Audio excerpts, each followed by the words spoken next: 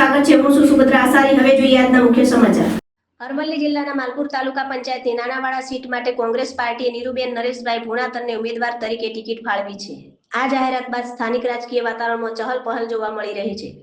નીરુબેન ભુણાતરે પોતાના નિવેદનમાં જણાવ્યું હતું કે તેમને નાનાવાડા મત વિસ્તારની જનતા પર પૂર્ણ વિશ્વાસ છે અને જનતા તેમને સારા મતોથી જીતાડશે તેવી આશા છે। તેમણે વધુમાં કહ્યું કે જો તેઓ ચૂંટણીમાં વિજયી બનશે તો મત વિસ્તારના તમામ પ્રશ્નોને પ્રાથમિકતા આપી તેનો તાત્કાલિક ઉકેલ લાવવાનો પ્રયત્ન કરશે।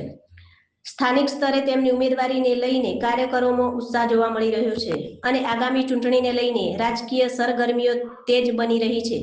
Bureau office Modasa. તાલુકા પંચાયતમાં કોંગ્રેસની ઉમેદવાર 7 નાનાવાડા તરફથી ઊભી છું અને મારી જનતાના જે પ્રશ્નો હશે હું હલ કરવા માટે હું તૈયાર છું અને બધાના સાથ સહકારથી મને જો જીતાડશે તો હું એમનો પૂરેપૂરો પ્રયત્ન કરીશ મદદ કરવા માટે। અને સૌને મારી વિનંતી છે કે સૌ કોઈ મને કોંગ્રેસના વોટ આપે અને કોંગ્રેસની જીત કરે। તમારે શું કહેવું છે? આપણે તમારી જે ગ્રામની જનતાઓ છે બધા જે પંચાયત બધું આપતા હોય ત્યારે તમારા અંદર શું કહેવું છે? મારું એવું કહેવું થાય છે અમારા ગામના જનતાના માણસો છે એ મને ઊભી કરી કોંગ્રેસ પાર્ટી તરફથી મને બધાએ વિશ્વાસ આવી અને જીતાડવાની કોશિશ કરાવી ટિકિટ અપાવી છે।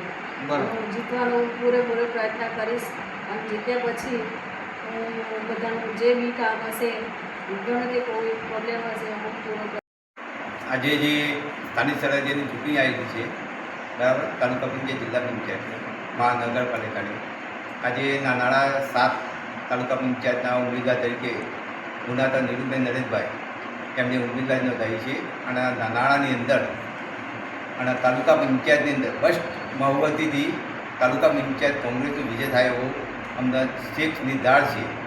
અને આજે હરેક ગામની અંદર નાના તાલુકા પંચાયતની અંદર જે ગામે અમે ફર્યા છે એમને ચોખ્ખો બહુમતીથી વિજય થાય એવો પરિપત્ર મળી રહ્યો છે। અને નાનાવાડાની અંદર કાર્યકર તરીકે મુકેશભાઈ મુળાભાઈ નાનાવાડા ગામના કાર્યકર તરીકે બહુ વર્ચસ્વ ચાલે છે અને ખાલી રીતે કામ કરી અમે વિજય બનાવવાના તત્પર છીએ। 16 સીટની અંદર બહુમતી વિજય થાય એવો ખૂબ ખૂબ આભાર માનીએ છીએ। ધન્યવાદ।